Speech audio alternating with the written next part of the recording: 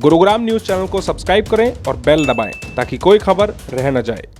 नमस्कार, स्वागत है आपका गुरुग्राम न्यूज में, जहां हम दिखाते हैं खबरें सिर्फ आपके शहर की।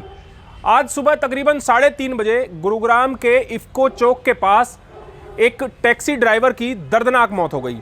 ये हादसा दरअसल उस समय हुआ जब टैक्सी ड्राइवर अपनी टैक्सी को टो करा के ले जा रहा था, लेकिन रास्ते में ही जब केबल टूट गई तो उस केबल को जब वो दोबारा बांधने के लिए नीचे सड़क पर उतरा, इतने में ही पीछे से आ रहे एक कैंटर ने उनकी गाड़ी को टक्कर मार दी और दोनों गाड़ियों के बीच में ड्राइवर अशोक भिच गया, जिसकी वजह से उसकी दर्दनाक मौत हो गई।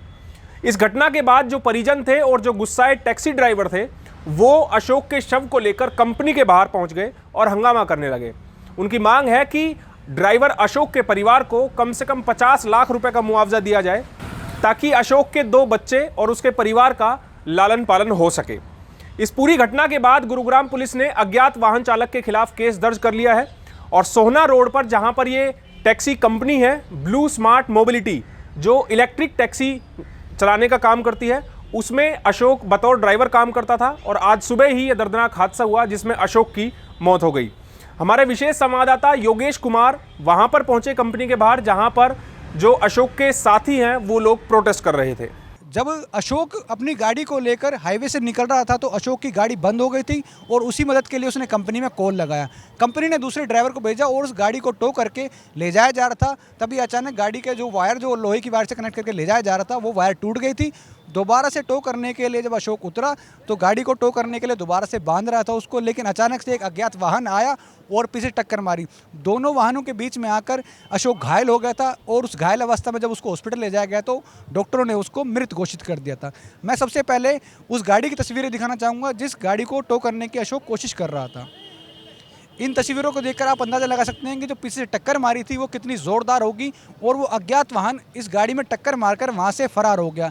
तकरीबन 3:30 बजे की ये घटना है जब अशोक इस गाड़ी को टो करके अपनी कंपनी की ओर जा रहा था और इसके बाद कंपनी के सभी कर्मचारी जब पोस्टमार्टम हुआ तो डेड बॉडी को लेकर घर न ले जाकर उसको कंपनी के सामने ले आए हैं और यहाँ पर आकर ये मांग कर रहे हैं कि उनको जो डिमांड है या फिर जो मुआवजा है वो कंपनी को देना चाहिए। तकरीबन 50 लाख रुपए के करीब में ये मांग कर रहे हैं। सर, क्या वजह है कि आप कंपनी के सामने हंगामा कर रहे हैं? अब सर, वजह यही है, यही चाहते हैं कि इसके साथ में न्याय हो। आज अशोक खत्म हुआ है, कल हम भी हो सकते हैं, कोई और भी भाई हो सकता है।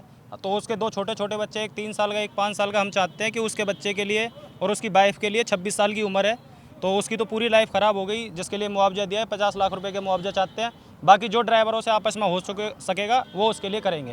कंपनी इंश्योरेंस तो होता होगा ड्राइवर का? जब होता है जी, 5 लाख रुपए का होता है। हमारे हर हफ्ते 54 रुपये कटते हैं हमारी सैलरी से। हमारी 63 रुपये, सॉरी, हमारे हर हफ्ते सैलरी आती है, तो वो तो हमारे कटते हैं, वो तो हमारे हैं क्योंकि हमारे कट रहे हैं हर हफ्ते।